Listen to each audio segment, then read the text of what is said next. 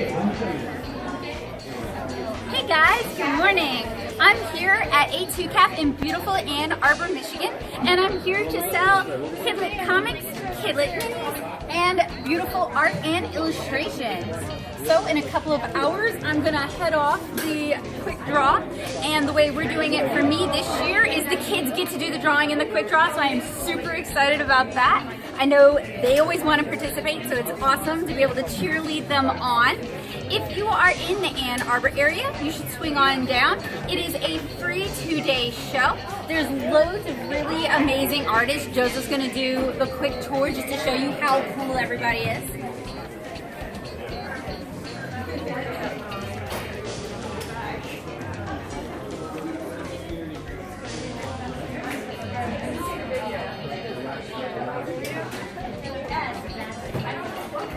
And I'll be here all weekend, so I will check in with you guys later. This is my 3rd year doing A2CAF. I missed last year because I was doing ALAAC, so I am super excited to be back.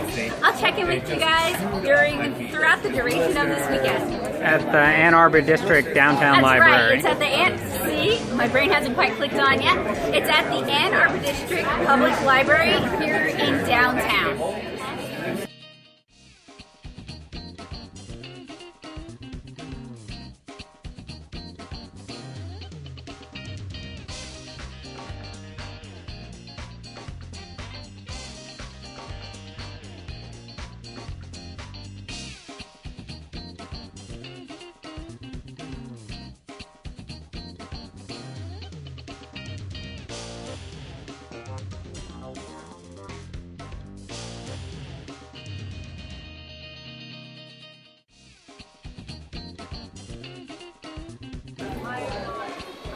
Hey guys, good morning. It is Sunday morning at A2CAF. Yesterday was a lot of fun.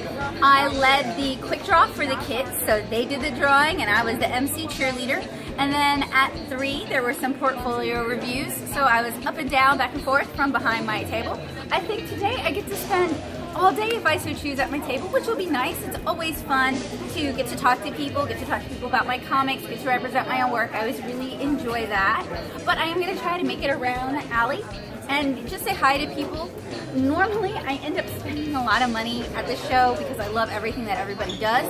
This year, I have a weight limit. I'm flying directly to Louisiana from here, so I cannot exceed that weight limit, and I was already at that weight limit when I landed, so I've got to be very weight frugal this trip.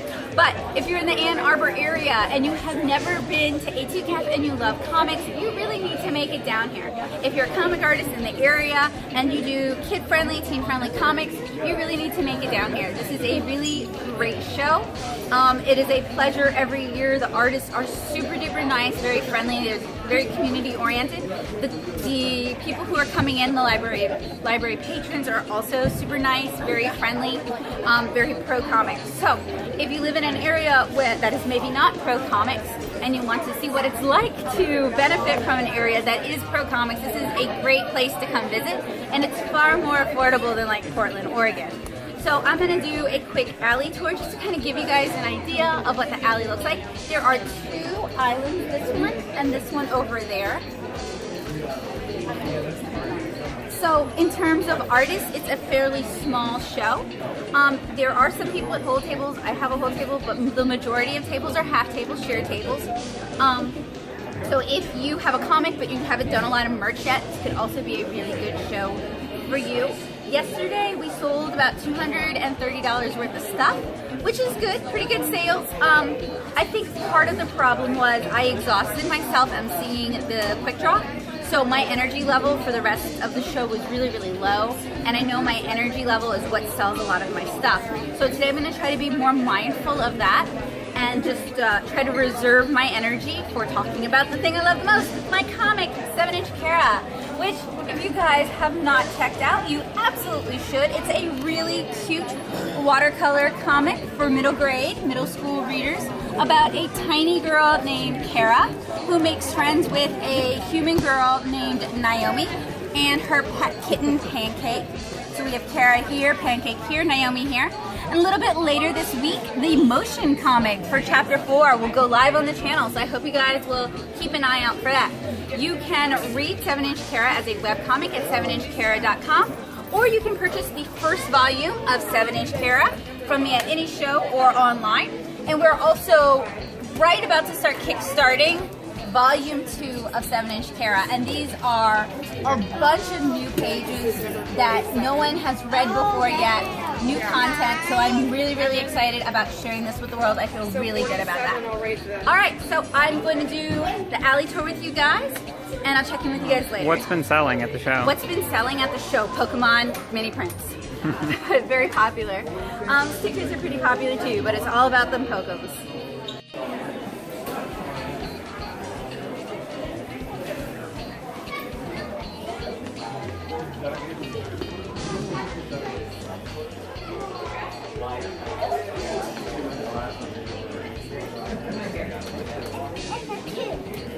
Number 2? What does it say?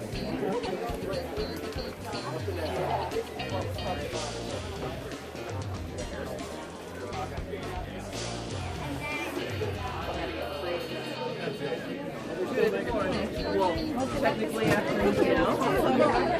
Can you just let me know? You want to browse to your heart's content? I'm not sure why.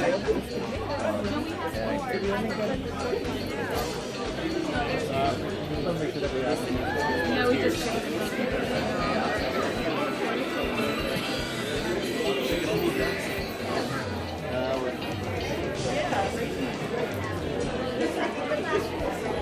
Thank you. I tried to do a better job on each one. So I think these are my favorite too because I learned a lot more about writing it.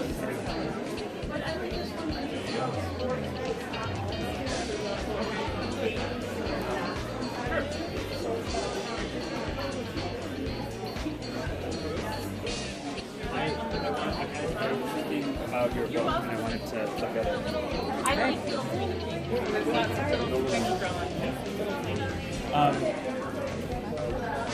I was wondering if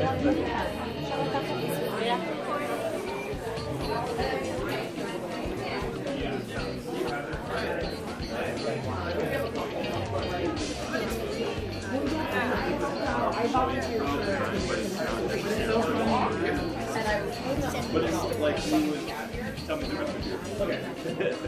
I was just thinking. This is a second evaluation. in my memory,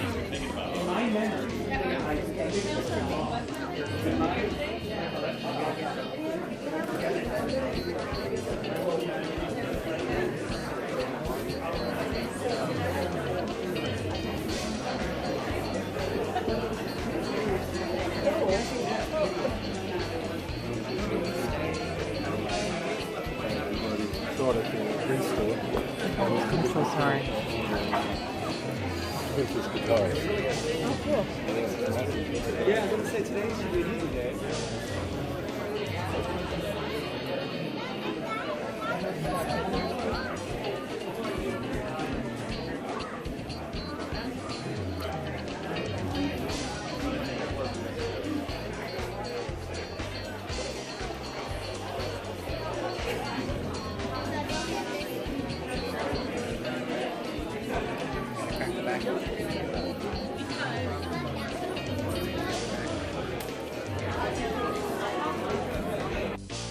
Okay, art nerds, it's time to talk about the nitty-gritty for A2CAF this year. This is my 3rd year tabling at A2CAF. I missed last year because I was tabling at ALAAC, and while they weren't the same weekend, they were back-to-back, and I thought I just couldn't do it, so I did have a year break. This year, I was really hoping to have Kara Volume 2 out and for sale at A2CAF and at Destrehan Comic Con. Just couldn't quite make it. Teaching and working and doing watercolor comics is a lot of work, so, you know, things didn't quite work out the way I wanted them to. But I did have a sampler that I put together to kind of showcase to showcase Volume 2, to get people excited about it, and for people who'd purchased Volume 1 to let them know that it's coming out really soon and to expect it on Kickstarter. Now, since I produced a sampler, I did print that and I did cover those costs out of pocket, so that is an expense for an item that it was suggested that I sell it, but I never really felt comfortable selling it because not only was it just a sampler, it's not even the full book, but the print quality was just abysmal. My little printer is not happy with me buying knockoff inks for it, and the print quality was really embarrassing. So that was something that was kind of a thing I had planned for and had hoped for, and one of the reasons I'd scheduled the show that didn't quite come through. So I didn't necessarily have anything big that was new on the table this year. No new books. I didn't bring any anthologies with me. I didn't have any new products. I'd hoped to have some new charms. Unfortunately, the artist we paid to vectorize the charms did not finish the charms in anything that could be resembling close enough time or soon enough for us to send those designs off. So I didn't have that either. So it was kind of a couple of really big disappointments, a couple of really big womp-womps. And unfortunately, that's just what happens when you are self-employed, when you're self-manufacturing, and when you are contracting work out to other artists. Sometimes things fall through. So we didn't really have anything new to sell at A2CAF to help bring in people. Also, well, let me, I'm getting ahead of myself. So, right before we left, like 2 days before I flew out, I found out that Gina Gagliano, who is an editor, or one of the head editors at Random House's kids comic imprint, she was going to be giving portfolio reviews and was going to be accepting pitches. So I kind of put together the Little Louisiana Cookbook, which I've been sharing at 7inchcara.com and 7inchcara.tumblr.com as like buffer for my webcomic. I've been sharing that. That was a pitch comic, and I put it together in a little pitch book to present. So that was something I kind of cranked out quickly at the last minute. The work had been finished. It was just assembling it and laying it out. I'm actually pretty pleased with how that turned out, how that little book looks. And I'm going to have it either for sale or for giveaway at Destrehan Comic Con. So I'll show you guys what that looks like at that show. So that was something I kind of had to work into my plans very much last minute. So I put together that pitch book, and then I also redid my physical kidlit portfolio to kind of prep for that. So I did the quick draw, which I don't have any video of, but I do have a couple of photos. The quick draw was a lot of fun, but I threw a lot of energy at emceeing it. And when I got back to my table, I was just like completely drained. I'd like spent all of my energy for that day. And then at 3, the portfolio reviews were scheduled to start. So what little remaining energy I had, I put towards the portfolio review. So I feel like sales on Saturday were really good until until the quick draw. I don't think the quick draw really helped my sales at all. And then I was away from the table for about 30 minutes doing a portfolio review. And when I got back, my brain was just like completely zapped. And this kind of segues into my Life with ADHD series, where I think I've talked about like energy output and going like brain dead at shows. Well, I've kind of discontinued that series for a while because my ADHD has actually gotten a lot worse. And it's affecting me in terms of professionality. It's affecting me, I think, a lot. So I feel like I didn't do sales as well as I could on Saturday. And then sales on Sunday were just really kind of stagnant and very, very slow. So Saturday had good foot traffic, but my placement was also very weird. I was off to the side. I was one of the first tables people visited, so most people who would stop would be like, oh, we'll come back. We're going to look at everything, but we'll come back. And they don't come back when they say that. They mean it, and they don't. Your ideal placement in an alley would be midpoint, because that's when people are ready to start spending money, unless they're there to see you. And I'm just not a big enough name. I haven't done enough work that people recognize me. Now, there were a couple people in line who recognized me from How to Be a Con Artist as Natto Soup, but they didn't come by either. So that's pretty par for the Natto Soup course. But there was somebody on Sunday evening who had learned how to do prints from How to Be a Con Artist. She came and she actually was very sweet, and she did spend a lot of money, so I shouldn't like totally complain. But like for some people, when they do outreach and they do that sort of sharing information work, and they don't get paid for that. They do benefit in terms of having a large audience who are willing to support their other projects. That's not really my life. That's not really my reality. So I've talked about that in the past because it used to really bother me because I'd put a lot of energy into creating these resources to help other people and not seeing anything in return. At this point, I've just kind of made peace with that is how it is, and whatever time I decide to put into it that's a gift, that's a donation, and I'll never see any benefit from that ever. So yeah, I don't have necessarily enough name recognition, even though I've done the show for 3 years, that people are like actively coming to come say hi and come see me. So, you know, that's a thing. So I'm just kind of all over the place, and I apologize for that. I sold about 430 worth of stuff.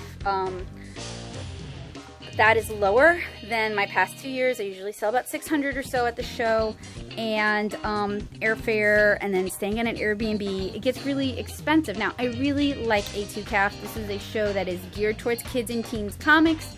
I really believe in it, and I will continue doing it, tabling at it, participating in it in whatever capacity I can for as long as I can. But I will caveat that because it's in Ann Arbor, the hotels there are expensive, so you may stay at an Airbnb. Those are expensive also.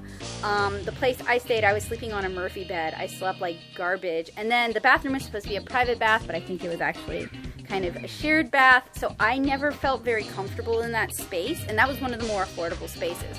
So in terms of housing, that is kind of a prohibitive expense. And then travel, you travel into Detroit, and then you take a Lyft or you rent a car to get to Ann Arbor, and it's a 30-minute drive, so it's a pretty expensive Lyft cab there and back. And then I lifted in and out of the show each day because I had a lot of stuff. Like on Saturday, I had that big red bag that I was bringing in, and then on Sunday, I had that big red bag that I was bringing out. So those are expenses that you should keep in mind. You should also keep in mind the expenses of eating out or bringing your own food. Those are always things worth considering. So this is not like an anime con where you're going to make like 1.5K selling fan art stuff. This is a smaller show that has shorter hours, so the foot traffic is smaller and you're going to make less money.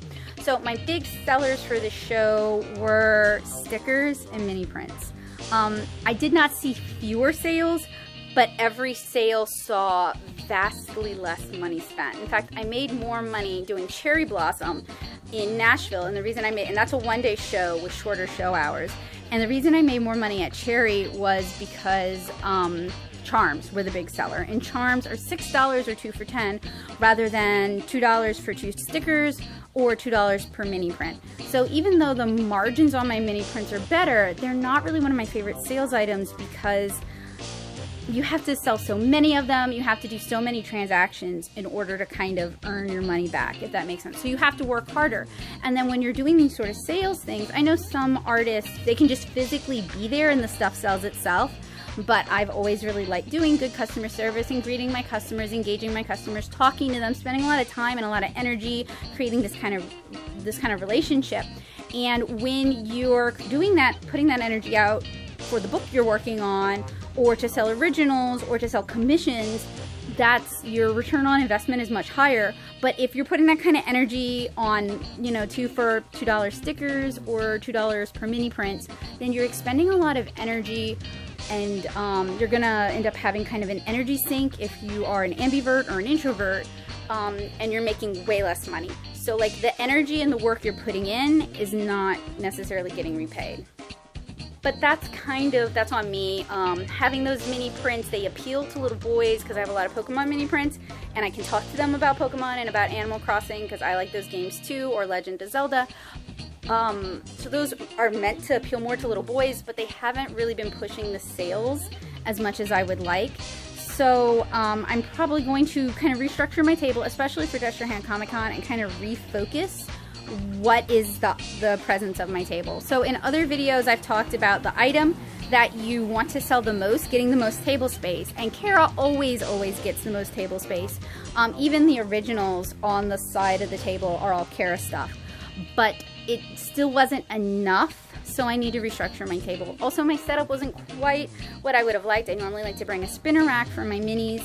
I had those plate easels, and minis did sell. They did sell better at A2CAF than they sell at many shows, but it's really, about getting them into people's hands, and I feel like the spinner rack kind of does a better job of it. So my big disappointment, I think, with A2CAF were my energy levels were low, so I wasn't doing sales and engagement as much as I should have. And it was rainy all weekend and cold, so it wasn't like I could go outside and recharge. I'm in Louisiana now, and one of the ways I recharge is I go out in the sun for a little while and recharge, and that wasn't an option this weekend because it was rainy and cold. And then every time I would eat, somebody would come up and want to talk to me, but not necessarily to spend money. So like me and self-care, I did not necessarily do my best with that. But I would not say at all that I felt like A2CAF was not worth it. The portfolio review alone is worth it because those are really scarce, so those are hard to come by, especially for kidlit comics. Even if you're a member of SCBWI, like if you're a member in Nashville, they don't have any sort of resources for comic people or for kidlit comics. So those sort of opportunities where you can get feedback and you can get inspiration and encouragement or like a new direction, that is really, really valuable. And A2CAF is a very affordable show in terms of you do not have to pay for the table. If you are selected, they do ask that you volunteer in some capacity. That's why I did the quick draw. But in terms of tabling, if you're in the local area, it's actually very, very affordable, and I would highly recommend looking into it, especially if you're a comic person. If you're not a comic person and you sell other things, I wouldn't say A2CAF is really the right fit for you because it is more so a comic show. But it's also a great opportunity to interact and engage with other creators, both people who have very established careers and people who are still kind of starting out. But I believe one of my complaints in prior years is just getting people to mix. So what A2CAF did for that this year is they had a drink and draw on Saturday night. It was nice. And they had paper all over the table. I actually have a doodle included in this that I did. But the problem with that is that comic artists are very shy and they don't leave their social groups very easily. So getting comic artists to mix and talk to each other takes a lot of work and a lot of introductions and a lot of effort. So I can understand why that's not necessarily a feasible thing, but it's something I'd like to see maybe some improvement in the future, just because it is one of the few shows where you actually can interact with people at a variety of levels and at a variety of career points, and it could be a really good opportunity to learn and grow and provide mentorship opportunities as well as receive mentorship opportunities. So that's like my big suggestion for that.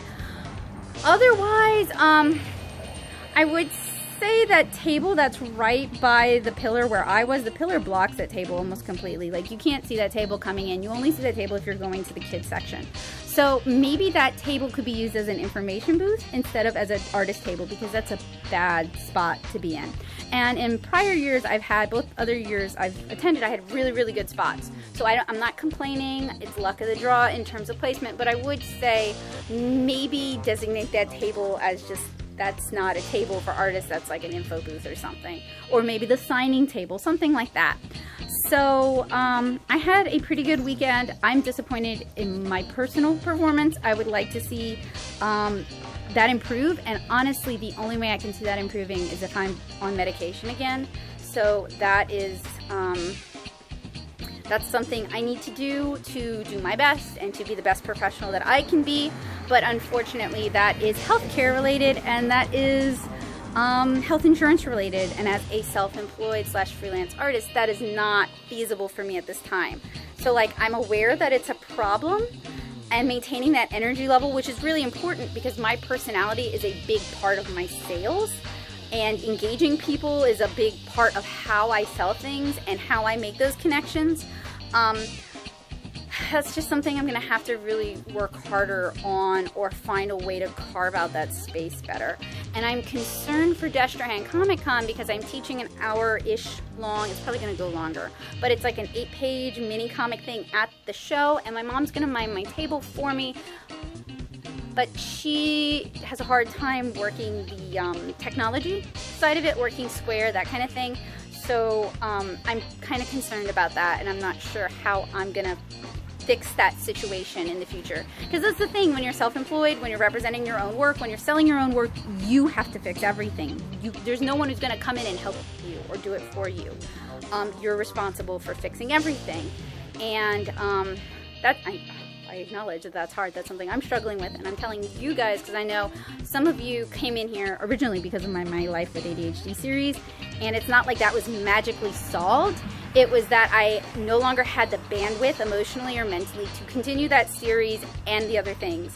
And so I made a decision for my own self-care to put that series on hiatus. So it does affect my life. That's why I'm mentioning it. It is important. I know a lot of you guys struggle with the same thing as well. I know many of you guys might have social anxiety or you're introverts, so conventions are very taxing for you. So that's why I disclose some of the information that I disclose, because I know for some of you that is important information. And for a show like A2CAF, if you're not a well-known comic artist doing a signing, personality is a really big deal. So I did have an artist dinner. I was invited to an artist dinner on Sunday evening, so that's where I was on Sunday, and I really had a good time.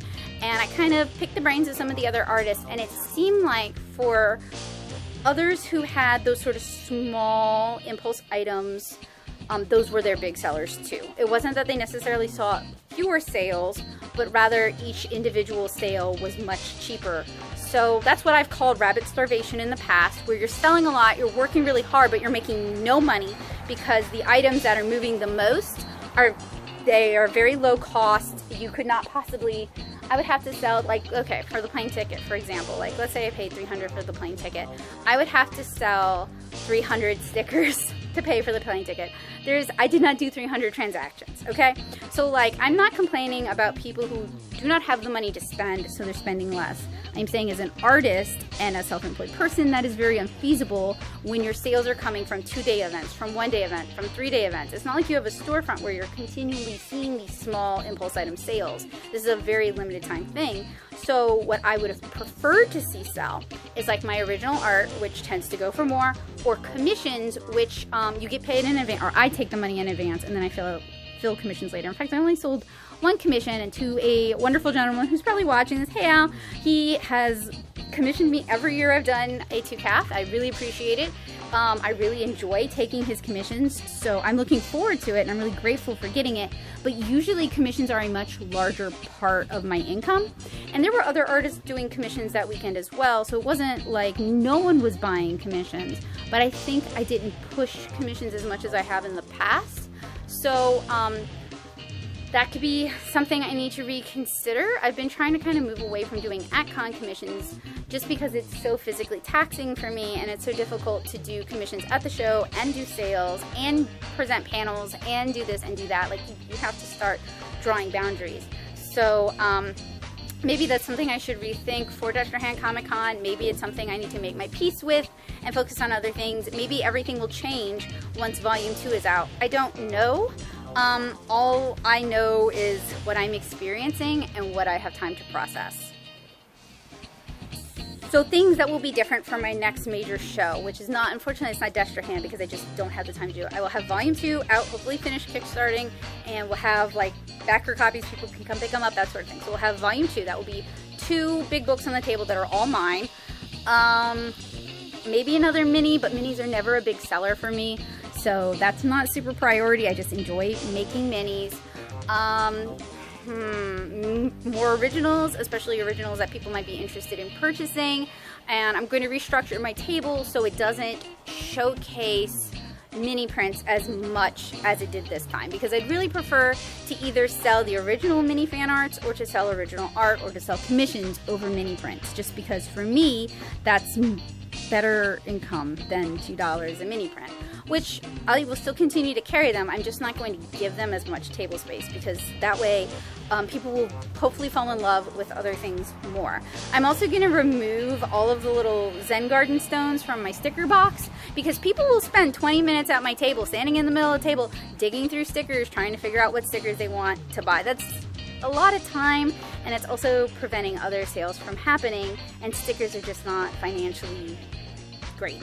So I'm gonna probably work towards making the charms more enticing and more exciting and more accessible, and making the mini prints and the stickers less enticing, because it's like a difference of $4, but for me those differences really add up, especially when you have 43 sales. I think that was my total number of sales for the week. When you have like 43 sales and the individual spend is $10 and up, rather than Square told me on Saturday my average sale was $11, and then on Sunday my average sale was like $4. So that isn't necessarily a great turnover rate for me. So I want to improve that, and at other shows it's usually better. So I was hoping to hit 600. I didn't think it was going to be a great show because I didn't have volume 2, but I was hoping to hit 600, and I was short about 150, 170. That's, no, wait, 600, and I sold, yeah. I mean, it would have been nice to break 1,000. I sold 650 at Cherry Blossom this year, so I thought it was really quite feasible, and it was raining at Cherry Blossom, but that just didn't happen. And a lot of my cherry sales were also a lot of stickers and mini prints, but also like a lot of charms. So that's why I'm like kind of refocusing as the charms as like my intro cheaper product, because for me that makes so much more financial sense than doing stickers and doing mini prints. So A2CAF is still great. I still really enjoy it. I need to restructure, I need to rethink. I'm the one who needs to change. A2CAF is another library con. I have a video from last year talking about how amazing library cons can be, and how people who may not fit in the anime con sphere or are having trouble tabling at the anime con sphere may find that library cons are a much better fit for them. Most areas have them. I'm doing a library con in Destrehan, Louisiana in 2 weeks. There are library cons in Tennessee, and I just did a library con in Ann Arbor. So if you want to find out about those, ask around, ask other artists, ask your local library if they're putting on like a zine fest or anything like that. They tend to be either free or very low cost. With that said, especially because when they're at the library, many of the patrons are just there to check out regular books, and they didn't know this event was happening. Even if this event has been going on 20 years, you're still going to get people who were like, I never knew this was happening this weekend. I would have brought money if I'd known. So that's just something to be aware of. It's not a fault thing. It's not necessarily a lack of advertising, because A2CAF does really well advertising and getting the word out, and you still have people who didn't know what was going on that weekend. It's just hard to tell everyone or get everyone to care about an event. So, but it can be a great way to find a new audience, especially if your work does not fit the anime sphere. It can be a great way to reach people who will really enjoy your work, and it can be a very affordable, entry-level way to start getting your work out there. So I hope my A2CAF 2019 con recap was helpful, useful, and informative. I hope you guys enjoyed it. If you did, give me a thumbs up, and let me know in the comments below that you enjoyed this video and you enjoy these con recaps. If they are helpful, useful, and informative to you, your good word helps me out a lot. Don't let me suffer in silence. Actually, tell me, and tell your friends that you enjoy these sort of videos. Share them with other people, help other people, spread the word, spread the kindness, because that helps me out a lot, and that's a great way to kind of just say thank you and to kind of repay what I'm doing. It's helping me spread the word and help other artists. So if you are new to this channel and you like what I do, make sure you hit subscribe. If you want more con videos, one of the ways you can do that is head on over to patreon.com/natosoup, join the Art Nerd community, and let me know that that is what you're passionate about, because my patrons are the people who I am serving. It is their opinion that I care the most about. So if you join over there for $2 a month, you get a say in what I do here on this channel. So I will see you guys really soon at Destrehan Comic Con. That is July 5th in Destrehan, Louisiana. If you're interested in tabling at that show, I would get in contact with the Destrehan branch of the library and inquire as to the availability of tables. And hopefully I'll see you guys there. Come say hi, let me know that you like my stuff, and just be friendly. So, bye guys!